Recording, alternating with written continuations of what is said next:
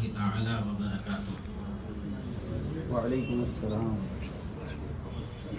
نحمدک ونستعینک یا اللہ والصلاة والسلام علیک یا رسول اللہ۔ اعوذ باللہ من الشیطان الرجیم، ان اللہ وملائکتہ یصلون علی النبی یا ایہا الذین آمنوا صلوا علیہ وسلموا تسلیما۔ اللہم صل علی سیدنا ومولانا محمد معدن الجود والکرم منبع العلم والحلم والحکم وآلہ واصحابہ وبارک وسلم صلاة و سلاما علیک یا سیدی یا رسول اللہ صلی اللہ تعالی علیہ وسلم۔ رمضان مبارک کا بابرکت اور فیوز و برکات سے لبریز مہینہ مقدسہ کی برکتوں سے ہم اور آپ بہرہ مند ہو رہے ہیں۔ اللہ تبارک و تعالی نے ہم گناہگاروں کے لیے اس میں رحمت ہی رحمت رکھی، برکت ہی برکت رکھی۔ رمضان مبارک کی برکتوں میں سے ایک عظیم برکت اس وقت ہمارے لیے شہزادہ حضور صدر الشریعہ ممتاز الفقہا امیر المؤمنین فی الحدیث محدث کبیر حضرت علامہ الحاج الشاہ مفتی ضیاء المصطفیٰ صاحب قبلہ مدد اللہ العالی کی ذات بابرکات۔ یہ ہماری سعادت مندی ہے کہ ادھر رمضان خیر و برکت کے ساتھ تشریف لایا اور اس کے ساتھ ہی ساتھ حضور محدث کبیر مدد اللہ العالی بھی اپنی پوری شان فقاہت اور اپنے بابرکت وجود کے ساتھ ہم سب کو فیض بخشنے کے لیے ہمارے درمیان تشریف لائے۔ سب سے پہلے حضرت کی بارگاہ میں حضرت کی قدم رنجہ فرمائی پر ہم شکریہ ادا کرتے ہیں، اور سارے احباب جو یہاں میں موجود ہیں اور وہ سارے احباب جو سماعت کر رہے ہیں، ان سب کی خدمت میں ہم رمضان مبارک کی مبارکبادی پیش کرتے ہیں، قبول فرمائیں۔ اعلان کے مطابق کہ حضور محدث کبیر مدد اللہ العالی کی صحبت ہمیں 4 روز میسر ہو رہی ہے، اس سے علمی استفادے کا ہم کو موقع مل رہا ہے۔ اسی لیے ہم نے احباب اہل سنت کو حضور محدث کبیر کے علمی فیوز و برکات سے مالا مال کرنے کے لیے یہ پروگرام طے کیا۔ اس کی پہلی کڑی میں حضور محدث کبیر مدد اللہ العالی کی بارگاہ میں پیش کرتا ہوں۔ حضرت کرم فرمائیں اور جواب عنایت فرمائیں۔ پہلا سوال ہے مشیر اسد پورنیہ سے۔ حضرت کی بارگاہ میں وہ سلام عرض کرتے ہیں، السلام علیکم ورحمۃ اللہ تعالی وبرکاتہ۔ وعلیکم السلام ورحمۃ اللہ۔ وہ لکھتے ہیں کہ حضور والا کی خدمت میں سوال عرض ہے کہ اگر کسی نے عشاء تنہا پڑھی اور پھر تراویح میں شامل ہو گیا اور وتر امام کے ساتھ جماعت سے پڑھی تو نماز وتر کا کیا حکم ہوگا؟ بسم اللہ الرحمن الرحیم۔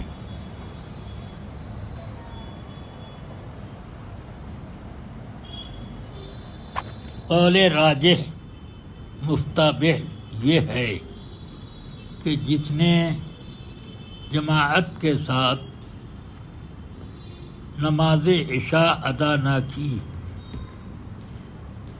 تو وہ وتر کی جماعت میں شریک ہو سکتا ہے، یعنی تنہا فرض ادا کرنے والا جماعت وتر میں شریک ہو سکتا ہے، جماعت تراویح میں شریک ہو سکتا ہے۔ وتر کے معاملے میں قول راجح یہ ہے کہ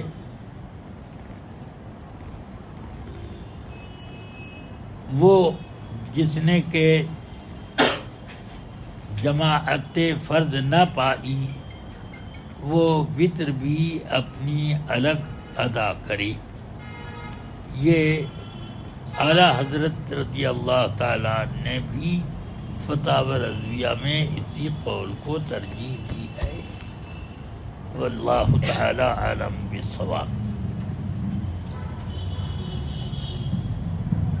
لیکن اگر اس نے وطر جماعت کے ساتھ پڑھ لیا تو اس نماز کا کیا حکم ہوگا؟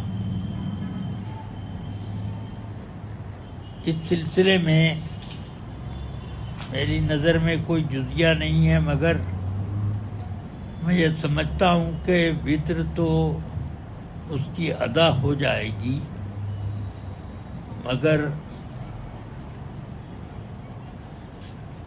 اس میں کراہت کے بجائے اطاعت ہوگی، اور یہ اطاعت مکروہ تحریمی اور مکروہ تنزیہی کے بیچ کا ایک مقام ہے. وہ استغفار کرے. سبحان اللہ، ماشاء اللہ. دوسرا سوال سید مشتاق علی قادری کی طرف سے ہے. وہ عرض کر رہے ہیں کہ زکوٰۃ کے پیسہ حیلہ شرعی کرنے کے بعد اسکول یا ہاسپٹل میں لگا سکتے ہیں یا نہیں؟ اگر نہیں تو اس کی وجہ کیا ہے؟ زکوٰۃ کا مصرف قرآن حکیم اور احادیث کریمہ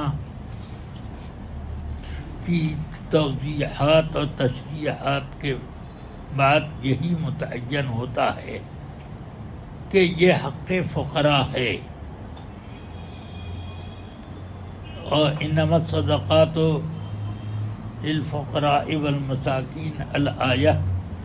اس میں 8 مصارف ذکر کیے گئے، جن میں ایک مؤلفۃ القلوب کا منسوخ ہے، باقی میں وہ خرچ کی جا سکتی ہے. اب حیلہ شرعی کر کے کسی دوسرے کام میں اس کو لگایا جائے تو اس کے لیے کوئی شرعی ضرورت ہونی چاہیے.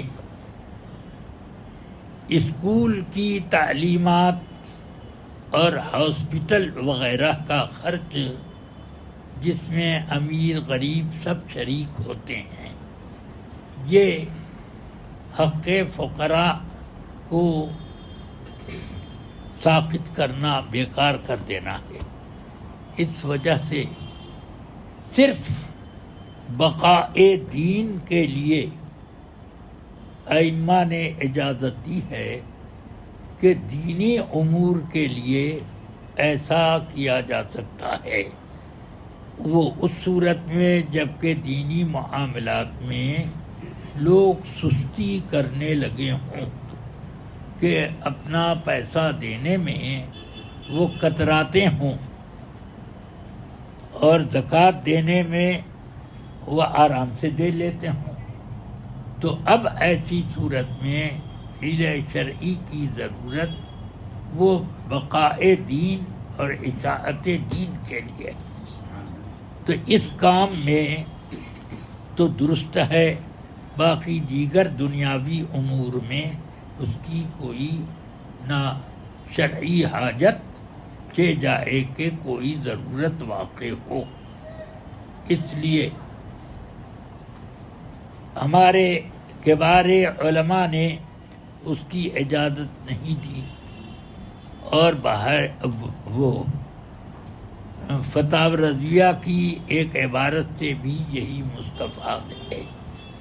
اس میں تو قربانی کی کھال کا پیسہ تک یہ ان تعلیمات پر جو تعلیم دینی نہیں ہے اس میں بھی خرچ کرنے سے منع فرمایا.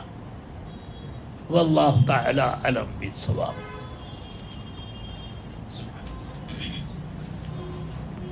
محمد نعمان خان یہ سوال کرتے ہیں کہ کافر اور گمراہ میں کیا فرق ہے؟ وہ ایک عبارت لکھتے ہیں کہ بہار شریعت میں ہم نے پڑھا کہ ایمان اور کفر کے درمیان کوئی تیسری راہ نہیں ہے، رہنمائی فرمائیں۔ بہار شریعت میں جو لکھا ہے یہی سارے اہل سنت و جماعت کا بنیادی عقیدہ ہے۔ معتزلہ کہتے تھے کہ ایمان اور کفر کے بیچ میں ایک مرتبہ ہے، یہ گمراہ فرقہ تھا بہت قدیم میں، یعنی حضرت سیدنا امام ابن سیرین رضی اللہ تعالی عنہ کے سامنے ایسا مسئلہ آیا تھا کہ منزلتم بین منزلتین کی بات اس نے کہی، تو اس پر واصل ابن عطا نے تو آپ نے اعتزلہ انا کہا کہ یہ ہم سے باہر ہو گیا، وہ اس لیے معتزلہ کہلاتے۔ بہرحال میں یہ کہہ رہا ہوں کہ اہل سنت و جماعت کا صحابہ کے زمانے سے لے کر اس بات پر اجماع ہے کہ ایمان اور کفر کے بیچ میں کوئی ایک مرتبہ ایسا نہیں کہ جو نہ ایمان ہو اور نہ کفر ہو، سمجھ گیا؟ نہ ایمان ہو نہ کفر ہو، ایسا کوئی مرتبہ نہیں۔ فاسق ہوگا آدمی تو وہ مومن تو رہے گا، ایمان ہے اس کے پاس، ایسا نہیں ہے جیسے معتزلہ کہتے ہیں کہ جس نے گناہ کیا، گناہ کبیرہ کیا، وہ نہ مومن ہے نہ کافر، سمجھ گئے آپ؟ ہم یہ کہتے ہیں کہ آدمی گناہ کبیرہ کرنے کے بعد بھی ایمان میں ہے جب تک کہ کفر کا کام نہ کرے۔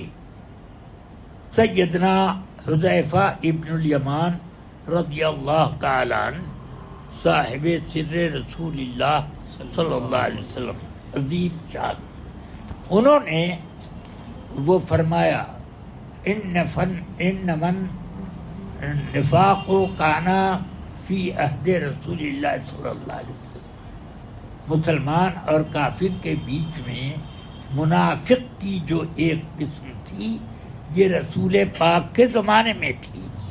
اما الیوم فالکفر بعد الایمان، ایمان نہیں ہے تو کافر ہے، لہذا جس کو اس زمانے میں آپ منافق کہیں گے وہ بھی کافر ہے۔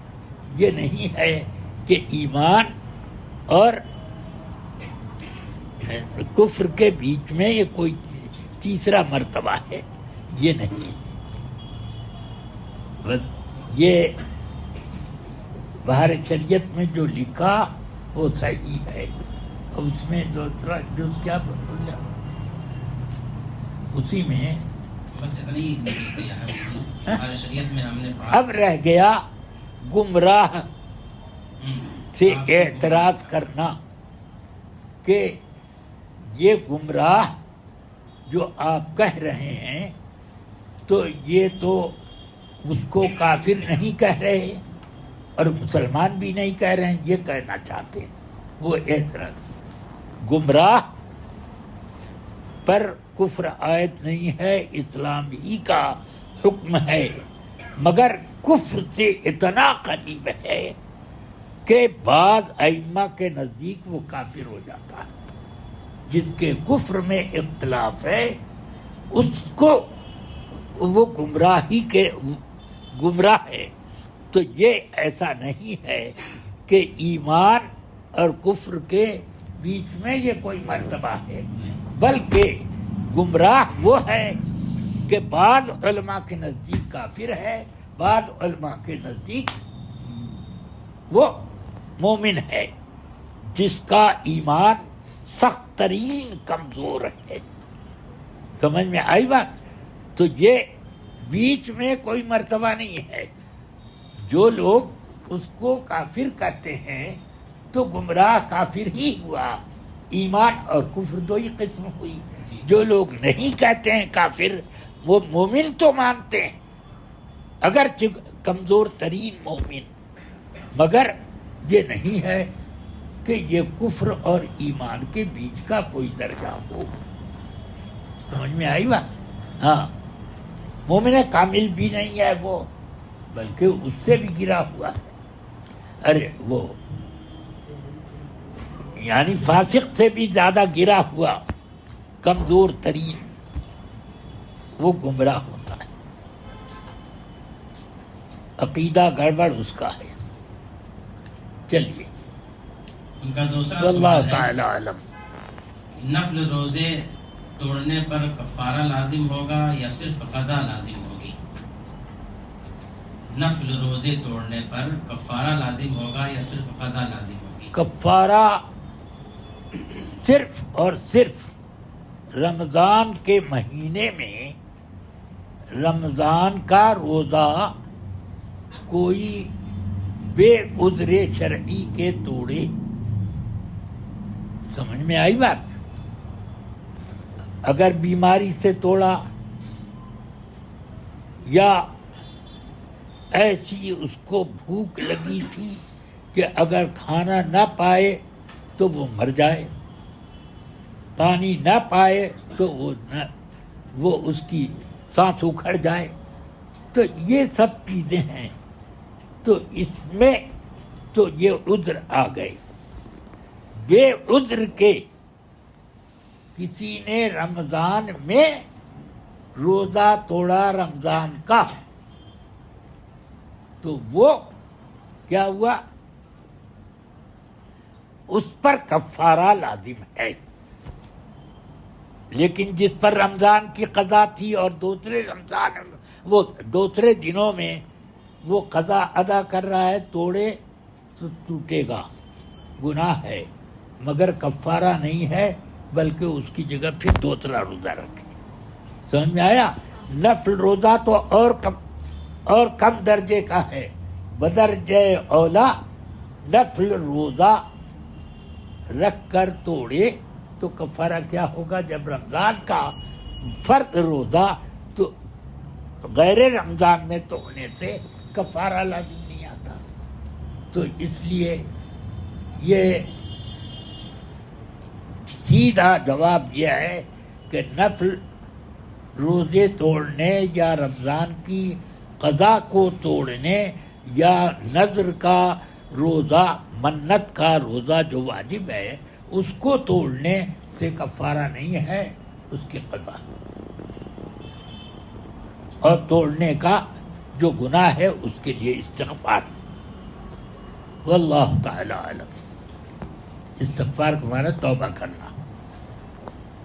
ان کا ایک سوال یہ بھی ہے کہ اگر کوئی شخص حضور تاج الشریعہ علیہ رحمت و رضوان سے مرید ہے تو اسے طالب ہونے کی ضرورت ہے یا نہیں؟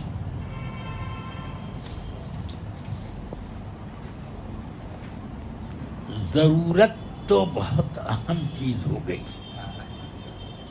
ضرورت وہ کہ جس کے بغیر کام نہ چل سکے، یعنی زندگی بگڑ جائے یا دین بگڑ جائے جس کے بغیر، تو اس طرح کی چیز جو ہوتی ہے اس کو ضرورت کہا جاتا ہے.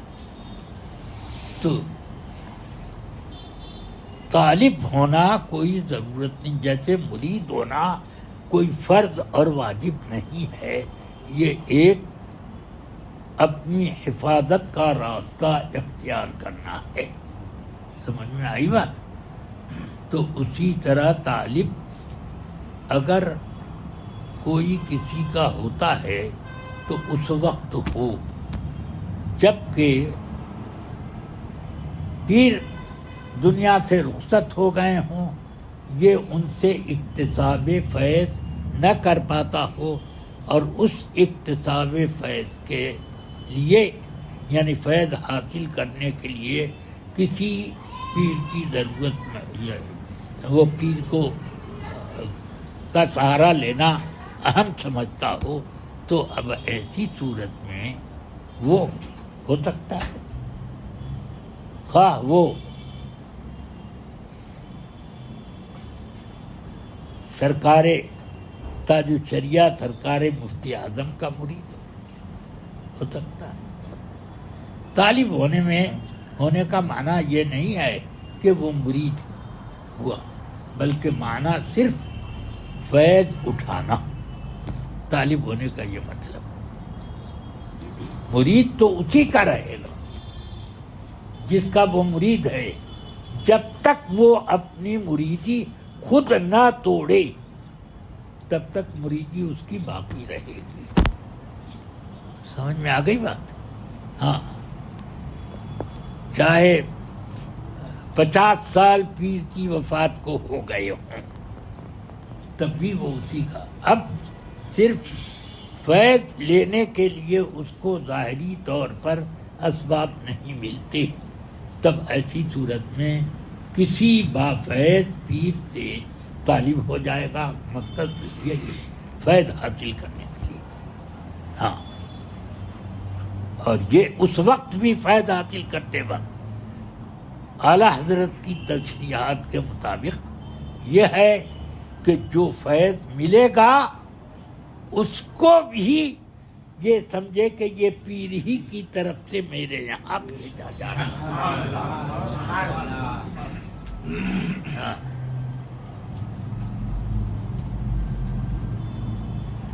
اب میں آخری سوال پر اکتفا کرتا ہوں، اس لیے کہ مسلسل حضرت ادھر 2 ہفتے سے سفر پر ہیں اور اس میں ایک دن بھی کہیں نہ ناغہ ہوا اور نہ گیپ رہا، بلکہ ایسا ہوا کہ ایک دن میں 2 پروگرام 3 پروگرام 4 پروگرام ہوئے۔ اس لیے حضرت کی نقاہت اور تھکاوٹ کا احساس کرتے ہوئے آخری سوال پر میں اکتفا کرتے ہوئے آخری سوال عرض کرتا ہوں۔ سائل ہیں احسان رضا ضیائی امجدی بنارس سے، وہ لکھتے ہیں کہ کیا فرماتے ہیں علماء کرام و مفتیان شرع متین اس مسئلہ میں کہ زید سخت بیمار ہے، اسے خون کی ضرورت ہے، نہ دینے پر ہلاک ہونے کا امکان ہے، تو کیا ایسی صورت میں جان بچانے کے لیے خون دینا جائز ہے؟ حضور تاج الشریعہ علیہ رحمہ و حضور محدث کبیر کا اس پر کیا موقف ہے؟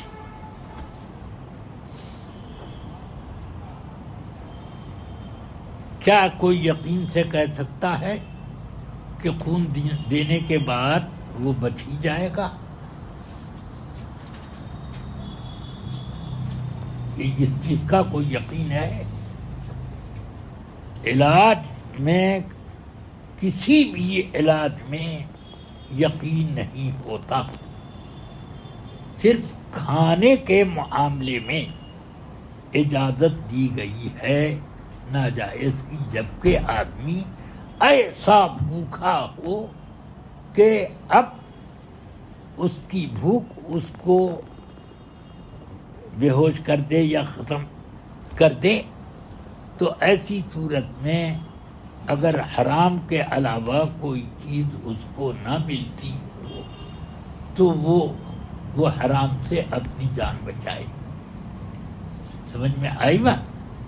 کیونکہ کھانا کھانے سے آدمی کی بھوک مٹے گی، یہ یقین ہے، تازگی آئے گی، یہ یقین ہے، مگر دوا کے استعمال پر آدمی کے مرض کا ازالہ ہوگا یا اس میں کچھ کمی آئے گی، اس کا کوئی یقین نہیں، بلکہ یہ بھی آدمی کو شبہ رہتا ہے کہ ریئیکشن ہو جائے گا۔ اس بنا پر علاج شریعت نے فرض واجب سنت نہیں رکھا۔ حدیث شریف میں رسول پاک نے ارشاد فرمایا 70,000 میری امت میں ایسے لوگ ہیں، بخاری مسلم وغیرہ میں یہ حدیث کئی صحابہ سے مروی، 70,000 ایسے لوگ ہیں میری امت میں جو بغیر حساب کتاب کے جنت میں جائیں گے. ایک روایت میں یہ آیا بخاری میں کہ عکاشہ ابن محصن کھڑے ہو گئے، انہوں نے عرض کی اجعلنی منہم یا رسول اللہ، ان لوگوں میں مجھ کو بھی داخل کر دیجیے جو بے حساب کتاب کے جائیں. فرمایا انت منہم، جا تو ان میں ہے.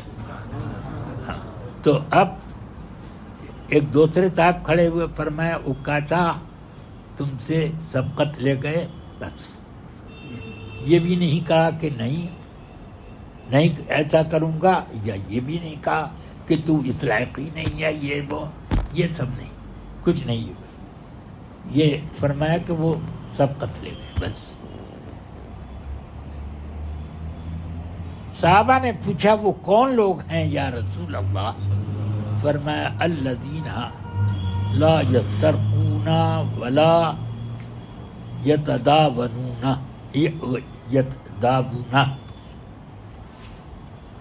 وہم علی ربہم یتوکلون. یہ وہ لوگ ہیں جو جھاڑ پھونک نہیں کرواتے اور دوا علاج بھی نہیں کرتے، بلکہ اپنے رب پر توکل کر کے وقت اپنی زندگی گزارتے ہیں. یہ وہ لوگ ہیں. سمجھ آئی بات؟ اس سے معلوم یہ ہوا کہ علاج نہ کرانا بہت بڑا مرتبہ ہے، اس نیت سے کہ اللہ جو چاہے کرے. مگر بھوک کے معاملے میں فرمایا ہے کہ اگر حرام چیز کے علاوہ کچھ نہ ملے اور وہ اس وہ کھائے نہیں مر جائے تو وہ گناہگار موت مرا. دوا نہ کرے تو وہ بہتر کام کیا اس نے. توکل یہ اس لیے کہ دونوں میں ایک فرق تو ظاہری ہوا، وہ یہ کہ دوا پر مرض کا زائل ہونا یا کم ہونا یقینی نہیں ہے، اور بھوک میں کھانے کا ملنا حلال یا حرام یہ ملنا یقینی امر ہے. دونوں میں فرق ہوا. اور دوسری بات حدیث شریف سے میں نے بتا دی، تو اس لیے علاج کو فقہائے کرام نے واجب نہیں بتایا. سمجھ میں آ گئی بات؟ ہاں، اسی وجہ سے فقہ کا ایک مسئلہ ہے کہ بیوی کی کفالت مرد پر فرض ہے مگر علاج فرض نہیں ہے. کرائے تو بہتر ہے، اگر نہیں علاج کیا تو گناہگار نہیں ہوگا، مگر کھانا نہیں دیا تو گناہگار ہوگا، کپڑا نہیں دیا گناہگار ہوگا، منجن نہیں دیا گناہگار ہوگا. سمجھ میں آئی بات؟ تو یہ سب چیزیں کفالت کی واجب ہیں، اور اس کفالت سے باہر رکھا گیا علاج کو. اس سے بھی یہ بات ثابت ہوتی. اس لیے خون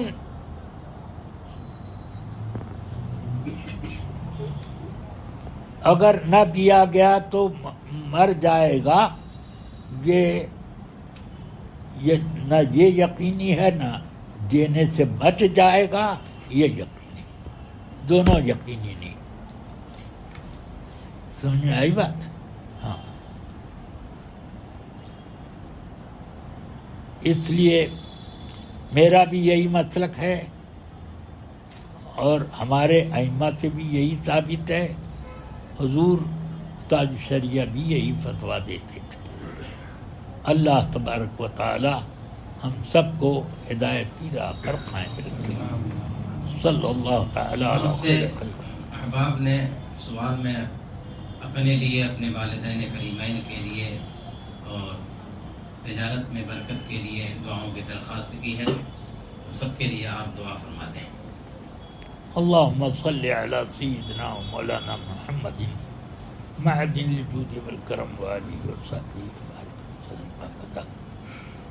یا اللہ یا رحمان یا رحیم، اپنے حبیب پاک رحمت للعالمین شفیع المذنبین صلی اللہ علیہ وسلم کے صدقے میں ہمارے تمام احباب کو اپنی رحمتوں سے مالا مال فرمائے. یا اللہ اہل سنت کے گناہوں کو بھی تو معاف فرما اور سب کی حاجت روائی مشکل کشائی فرما. بیماروں کو یا اللہ شفاء کلی عطا فرما دے. لا شافی الا انت ولا شفاء الا شفاؤک فاشف مرضانا بحق وننزل من القرآن ما هو شفاء ورحمة للمؤمنين ولا يزيد الظالمين إلا خسارا وبحق إذا مرضت فهو يشفين وبحق قل هو للذين آمنوا هدى وشفاء. یا رب العالمین، محتاجوں کی دستگیری فرما اور ان کی کشائش رزق کے حلال دروازے کھول دے، حلال رزق کے دروازے کھول دے.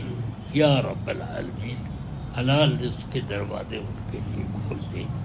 یا اللہ مسلمانوں کے جائز کاروبار میں تو برکتیں نازل فرما، نقصانات سے اس کو بچا. یا رب العالمین یا اکرم الاکرمین. جو